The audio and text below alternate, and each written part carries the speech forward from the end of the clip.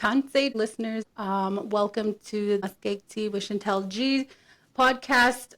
Today we have a special guest, Dr. Sinclair, and the topics we're going to be talking about is LC 92. Go ahead and introduce yourself, Raven. I'll let you have the floor. Sure. Thanks for inviting me. And Dr. Raven Sinclair, and I'm moving on to do some work with one of our many healing foundations. Really looking forward to doing some frontline program development. As part of my work, I have worked in the area of child welfare for a long time. I'm a 60 Scoop survivor. I had child welfare involvement in my family's life, well, for pretty much the last 60 years. And as an adult, I got curious about what happened to me. Because when you're many 60 Scoop survivors, we thought we were the only ones because we were raised in these very white sort of enclaves, I guess. Many of us didn't see other Indigenous people. We were in urban centers, and I think in school I saw another Indigenous woman in grade 11. That was like the first time in my school sort of context. Many of us, we blamed ourselves for what happened. We figured there must be something wrong with us. And so when I started university, I really wanted to find out what happened and, who were these people, these Indians? Because you're raised without an identity, right?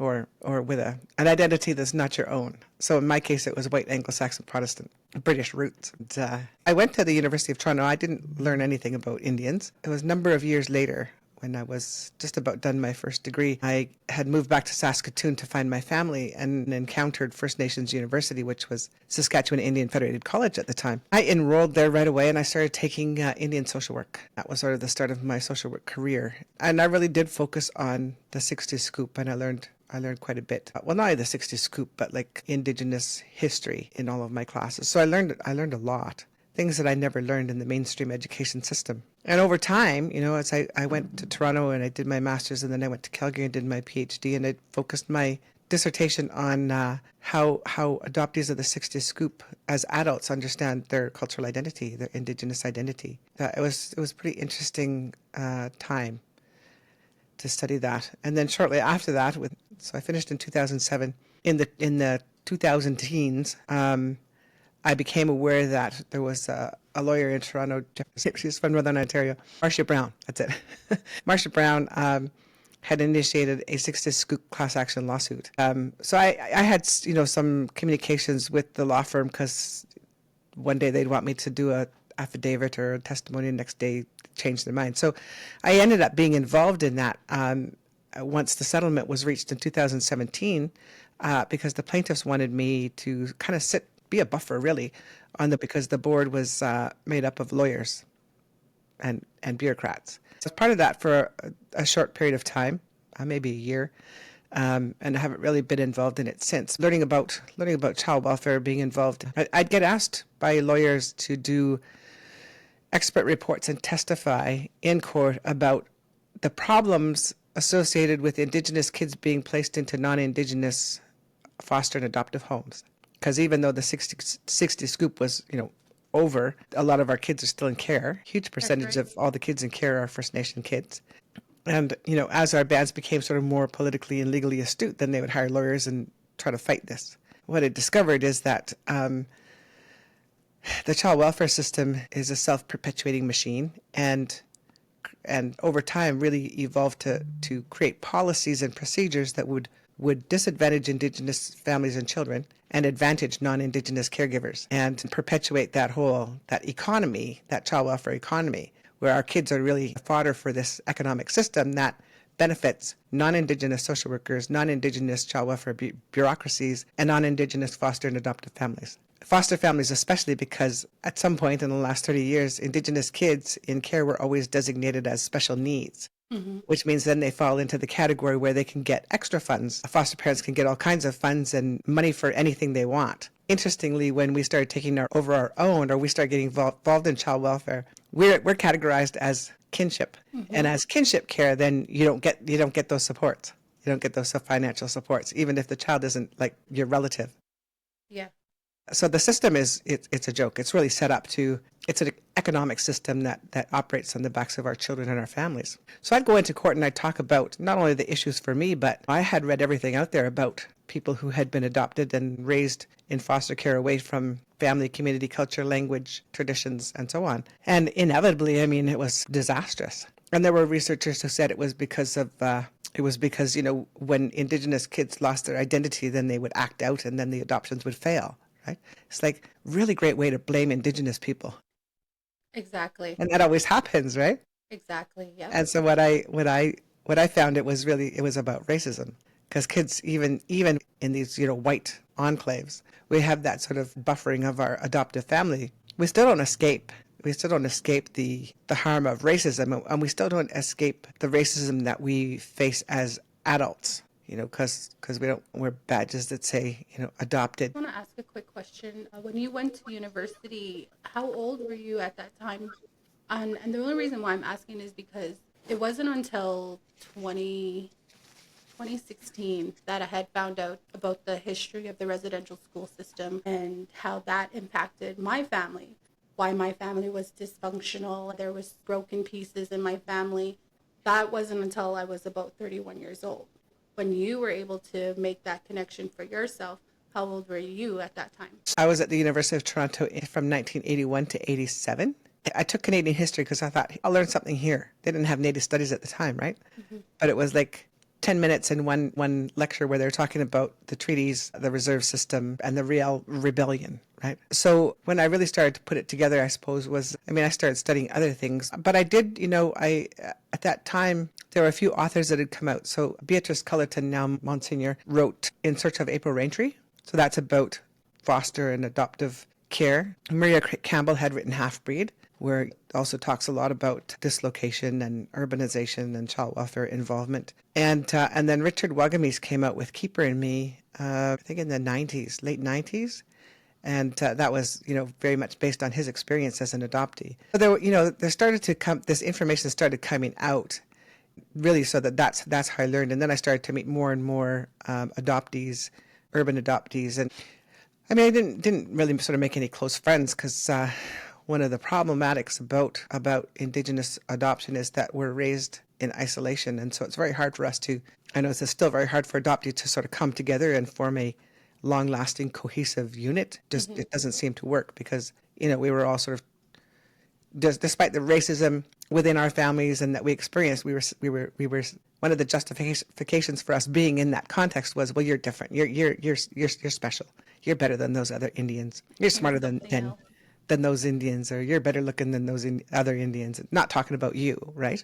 Yeah, and so you internalize that racism and that sense of difference, and it's really it pervading. It lasts for a very long time. But so when I really I remember it was in 1994 in the summer. I was just zipping around Saskatoon on my little motorcycle, and I saw the sign, Saskatchewan Indian Cultural Federated College, and I got curious, so I went in, and the first person I ran into was Chester Knight, and he's still around, but he just he's like, who are you? What are you doing here? And I said, I'm just curious about this school. I just moved back here.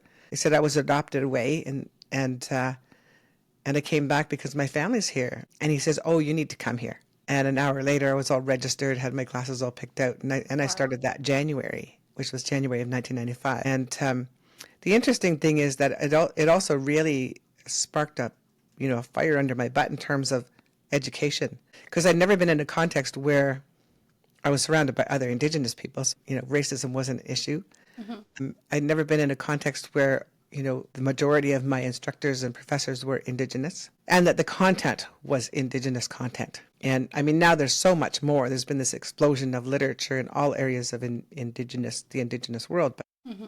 At the time, we had to sort of piece it together from little bits here and there, lots of stuff from the States, and then from, Aotearoa and Australia. But that's when I really started to learn about what had happened. And again, there wasn't a whole lot. But then, once I started doing my PhD, I started writing about the 60 Scoop. Yeah, I'd see my work copied on websites and stuff. So clearly it's been taken up. But yeah, there wasn't a lot, but by about 2000, in the late 2000s, yeah, there's lots out there, lots of dissertations, theses, a few books that have been written, lots of articles, and so on. So that was really great. When I started being a professor, though, then I started getting these calls from lawyers. The topic is C92, and what's so significant about that is that I remember in 2017, I think it was, I got a mail email from the Minister, I think it was the Minister of Indigenous Affairs, inviting me to this emergency meeting. And went there, and of course, everybody in child welfare was there. So like Cindy Blackstock and Union Carrier, and all of the people who had written things.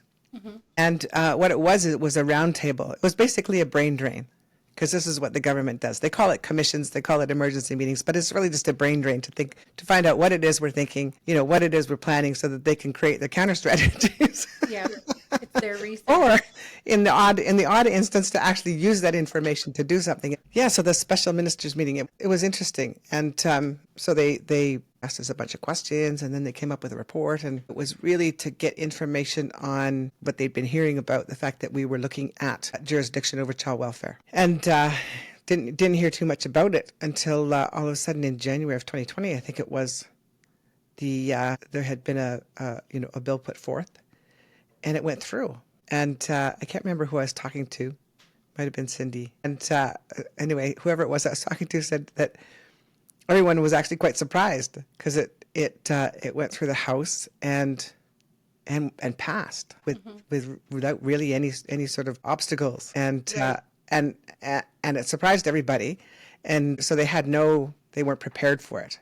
Basically, the feds weren't prepared for it at all. And so the ensuing, year or two, was about putting in place the procedures and policies for bands to then be able to create their own child welfare bylaws. And the process then for negotiating for the funding, one of the limitations of C92 is that it didn't speak to any of those things. So fortunately, within a couple of years, they had that information. But it's still problematic, because what we discovered right off the bat was that with some of the bands that were really quick to the draw in terms of creating their bylaw and doing their community consultations and so on, the negotiation for the funding piece was confidential, which means that we didn't know, one band wouldn't know what the next band was getting in terms of their long-term funding, even how long the funding agreements were set out for. Was it 2 years, 5 years, 10 years, 20 years?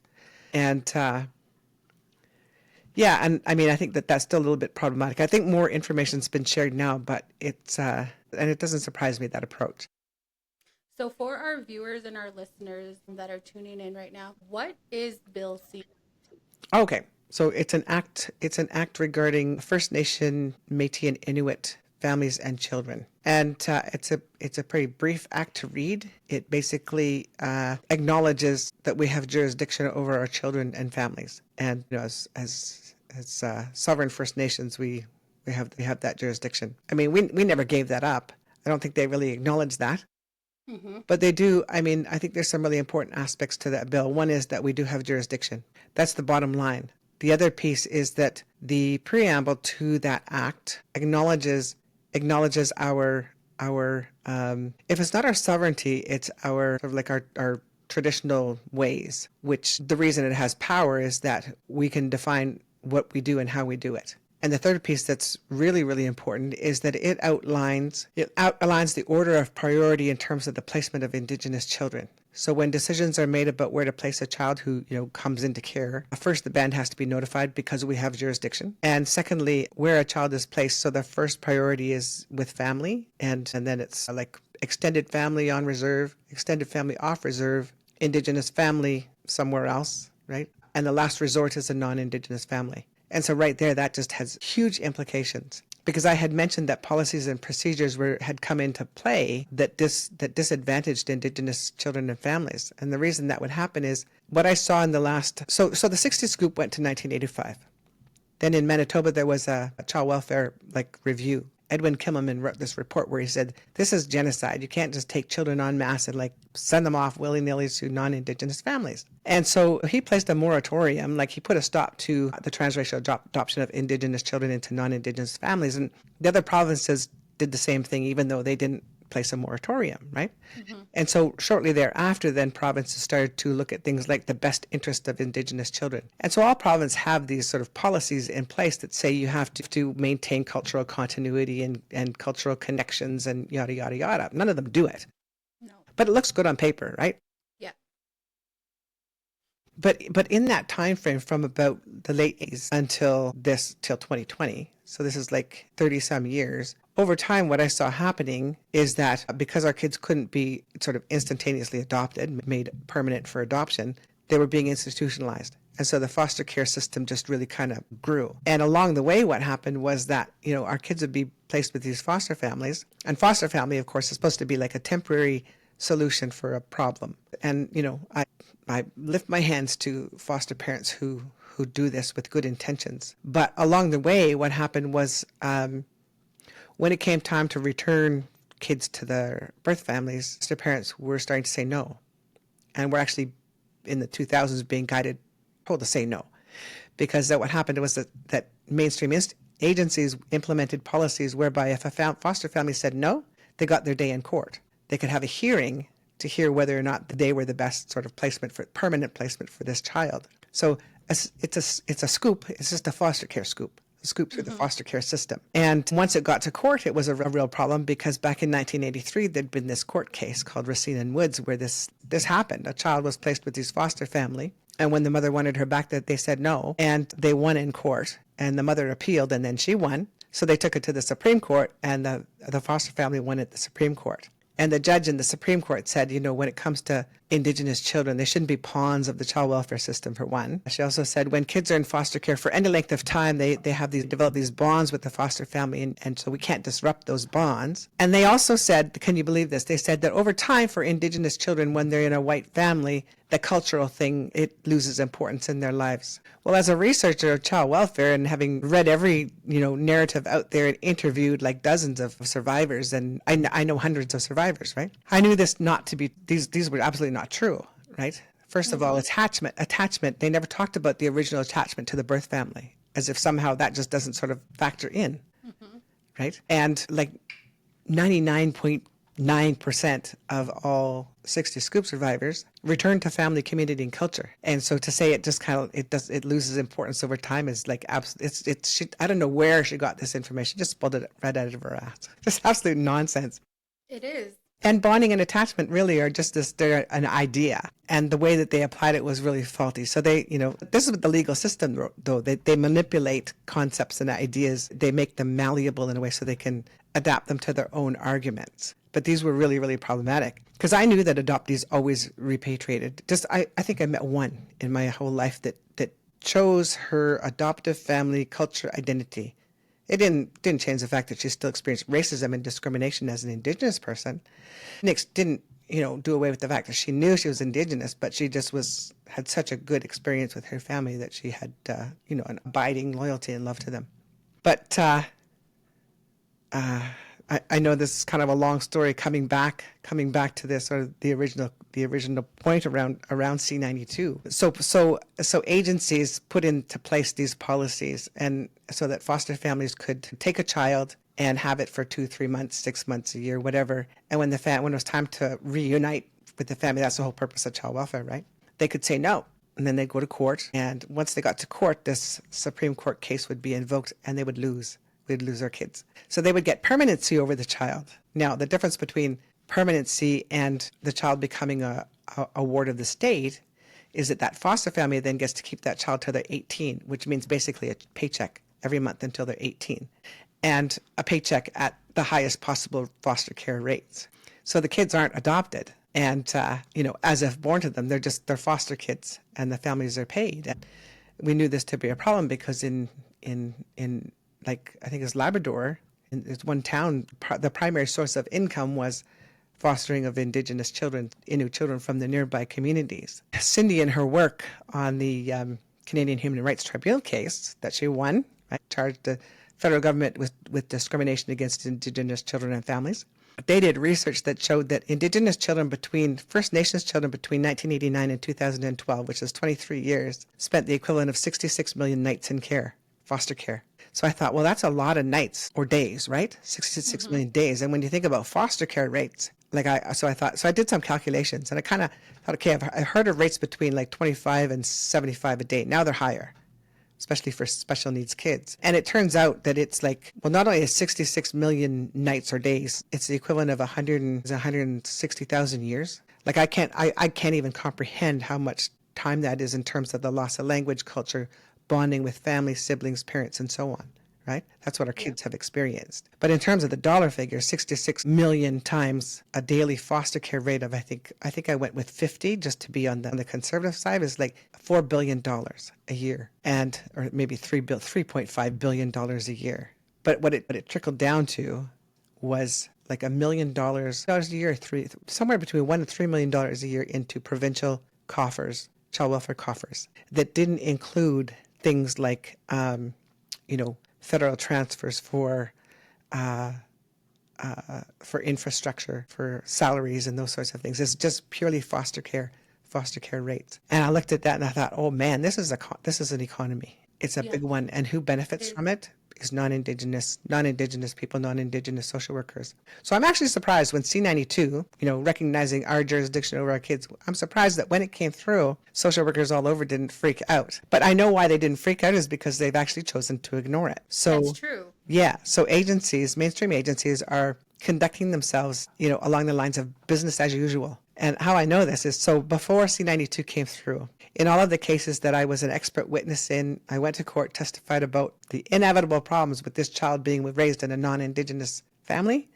We lost every single one of them, except one. And this was in 2018. And this is a young woman in Ontario. And it's TMJ versus West Region Child and Family Services. She's put her story out on the internet, and I'm going to interview her for my own podcast because her story is freaking amazing. Yeah, so she lost her kids. She lost her kids and basically did nothing wrong, lost them for 10 years. And the reason why she lost them for 10 years is because those darn social workers, they were on a vendetta.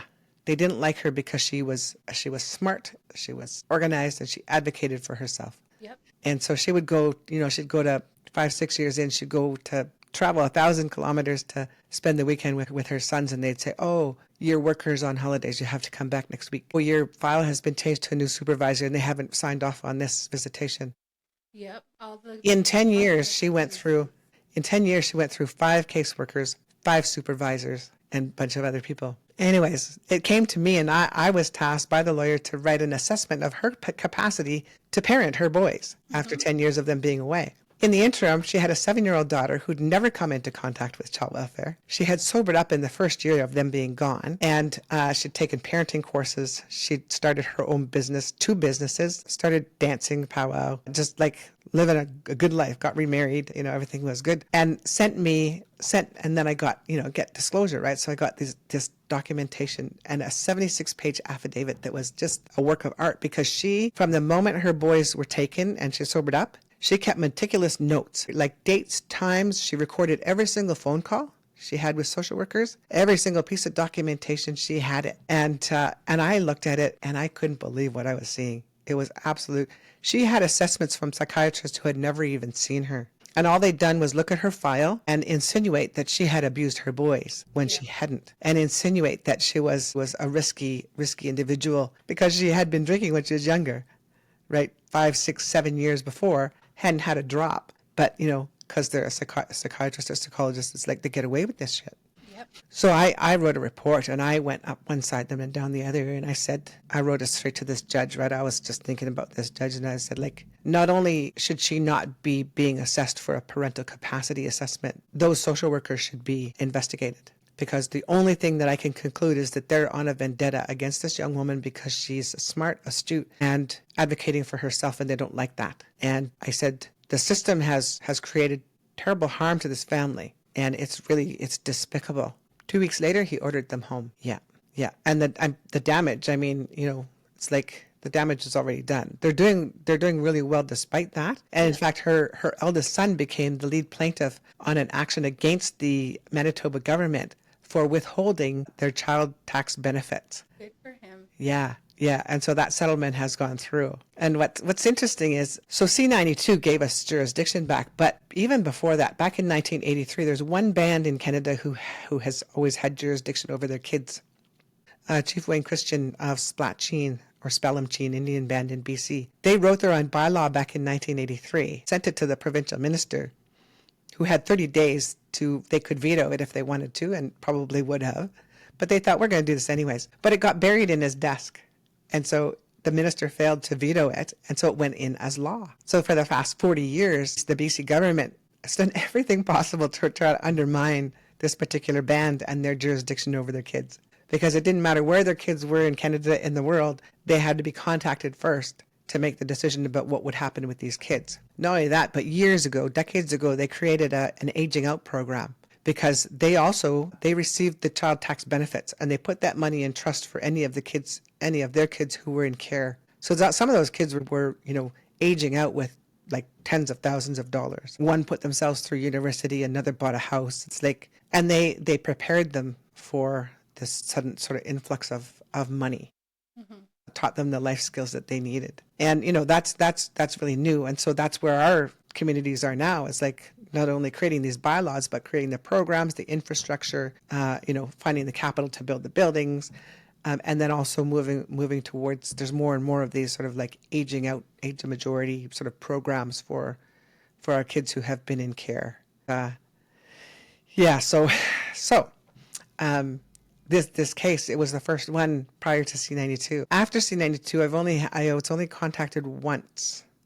And it was really interesting. So it was about 2 summers ago. So it had been in place, and I was familiar with it because I read it several times. Again, it's a very, very easy read, but I love it. It's just so simple, so clear. And so I have talked to lawyers, and I've said, like, just bring up C92. It's like, they can't do this.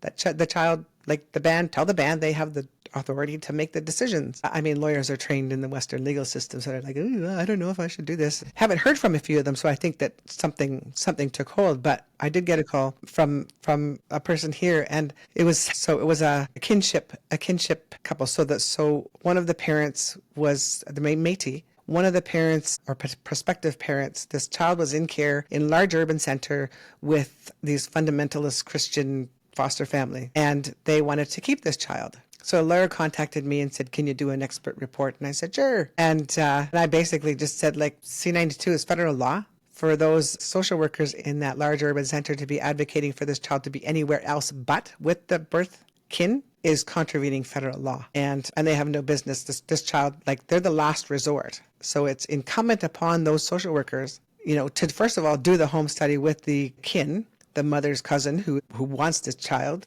Mm-hmm. And if not them, then other relatives, other Métis foster families, right? There's an order, it's in the federal legislation. And I submitted that report on a Thursday. Monday, I got a call from one of the parents saying that the foster family had withdrawn their application for permanency for that child. And within a month, that little boy was back with his, they're just spitting image of each other. You'd be hard pressed to not think this child came from her. But, so they were great. I was really, really happy. But when they called and told me that, I was like, I was blown away. So yeah, it was as if I could see him reading this report that I wrote and going, oh shit, I better read that, and then scurrying to read the act is like, oh yeah.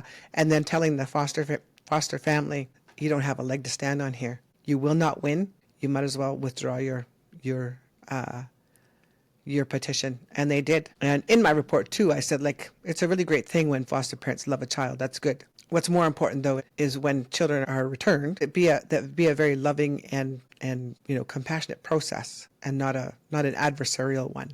Because that's, if people really love a child, they'll take that approach rather than like, fine, take the child and never have anything to do with them. And I think that's the approach that they've tried to take. Yeah.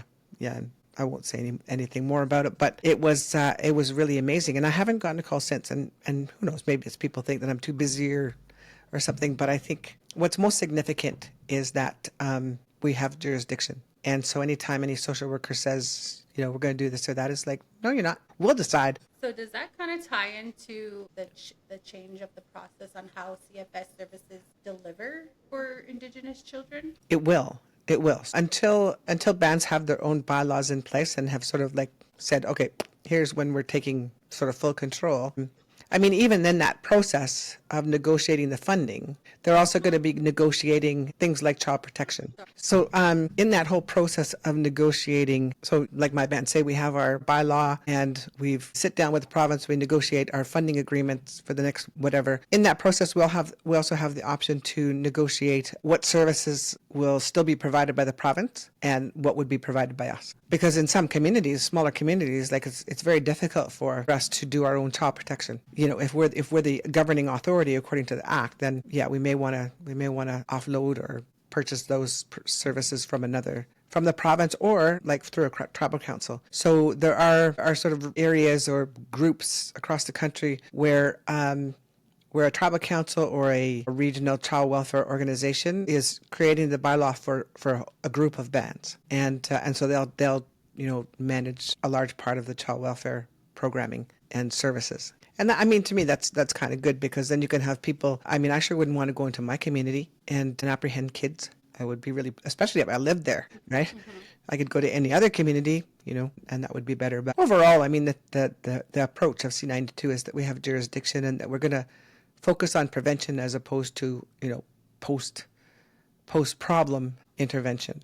So I don't know if you touched on this piece, but what specific changes have taken place so far with Bill C?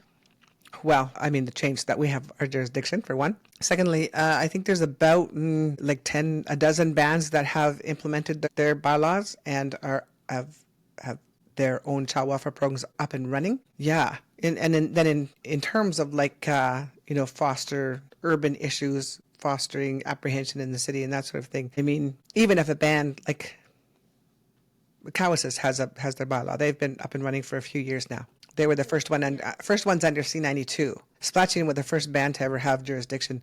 Cowasses was the first under C92 to implement their own jurisdiction and create their systems and negotiate the funding. But if a child lives in the city and they get apprehended because there's stuff's going on, then the city protection services would take care of it. But then once they figure out this child's from Cowasses, they would reach out to Cowasses, and then they'll figure out what's going to happen with the child. So lots of negotiations going to have to go on, and I don't really. I haven't thought about it too much lately to really sort of look into the future and think, okay, so what's going to happen? Is there going to be a reduction in the number of child welfare mainstream child welfare agencies, considering that, it's Indigenous people? Will we create our own urban child welfare services to serve, Indigenous people in any given city? It's hard to say. So is there any difference between the protection for children and youth and protection for parents, or does it all fall under the same umbrella? I'm not sure what you mean by protection for children and youth and protection for parents, other than, when we encounter the Western system, there aren't a whole lot of protections for parents. For people to advocate on their own behalf, like Tamara did, it's and she had to dig deep and really just do it on her own. And she was in a position where she could afford to retain a lawyer. But that's not easy, right? So does it provide protection? I think the word I was looking for was rights. Yeah. Like the rights for children. Yeah. The rights for the parents. Yeah. Yeah, and that's the thing, is that approach of, business as usual, that's where rights get violated. And so, because before C92, we didn't have jurisdiction. And so our rights to make decisions over the lives of our children were trampled all over the place because we weren't seen as sort of legitimate, figures to be able to make those decisions for our kids. So yeah, it's definitely going to have an impact. I mean, I hope that all child welfare agencies and even schools of social work are teaching social workers in training that this is Bill C92, here's what it means. And so if you go into work in this area, don't contravene federal law. If you find yourself in a situation where you're told to go in and, don't call the band, they won't answer the phone or something, it's like, you know what you need to do. I think what I appreciate is that a number of bands, there's one in the southern BC that they did an amazing process. So that's all online, and I can't remember their name, but maybe it's Sea Shelter. No, it wasn't Sea Shelter, it was, I think, Interior. But they did videos, and they had incredible community involvement. And they're really going to be focusing a lot on prevention and family, working with families. as opposed to, sort of just carrying on and letting the problems unfold and then dealing with them after the fact. I mean, the system is really rigged, because if even a fraction of the money was put towards prevention services for Indigenous families, we wouldn't be in the situation we're in. But it's Yeah, because of the exactly. rampant discrimination against Indigenous people in terms of funding, services, the quality of services, and then exclusion from healthcare systems, the labor force, education systems. It's a huge setup for failure. And then we're blamed for that, right? Yes, that's true. Yep. Was there anything else that you would like to add that maybe I didn't ask? I really want to get the message out there that people should get familiar with this piece of legislation. And, for students such as yourselves, just pay attention, like look at the literature, do a little Google search on Google Scholar every now and then, Bill C-92, and just see what comes up, because people are always writing. And with the writing comes really great ideas and, best practices in research and so on. Yeah, and then advocate for people. If you hear people who are having difficulties, it's like, go in there with your knowledge and help advocate for them. Speaking on that, I have a family member that has a child in foster care, and I stood beside this family member as an advocate to bring their child home. And that family member had said that they don't feel equipped to be a parent, and I said that's fine, like that's your journey, but there are people in our family that are equipped, like myself. Recently, that family member had said that they ended up signing PGO, and because this family member is younger than I am, I just want to respect that choice for them. Mm-hmm. However, at the end of the day, when it comes down to Bill C-92, like the child should be with family members. Yep. So what could I perhaps, like what advice could I give to this family member, or what can I do to continue supporting this family member in a good way? I'm concerned why they would sign it in the first place, if that's what the social worker is saying is the best thing to do, because, oftentimes young women can be coerced to do things. The other thing is I'd contact the supervisor or the manager of that unit and just say, what's going on here? I'm here. I want this child. And under C-92, I want you to make that happen. And then just see what happens. Yeah. Just keep following that trail. Find out who the new social worker is and say, C-92. Okay. So even though my family members signed PGO. Yeah, well, I would challenge that and talk to an advocate in your own community and say, like, something weird's going on here. Because it sounds like what they're trying to do is bypass C-92 and go down that business as usual road, which is contravenes federal law. Yeah. But, I mean, in the long term, it causes more problems for kids to not be with family and community. Yeah. That's all I'm going to say. Yeah. So thank you for joining me today and sharing your knowledge around Bill C-92. I do have some documents that I will be looking at and exploring those words and exploring, that lingo of what's a part of this. And I just really appreciate you joining me today. Good. Well, anything, if you become a C-92 advocate, then I'm happy. We just got to get that knowledge out there to people so they can, like, tell these social workers, like, who do you think you are? We have jurisdiction, so work with us. Work with us, because we know what we're doing. We've always known what we're doing. Absolutely. Yeah. That's right. Awesome. Okay. Hi, mo estás? And we will see you again.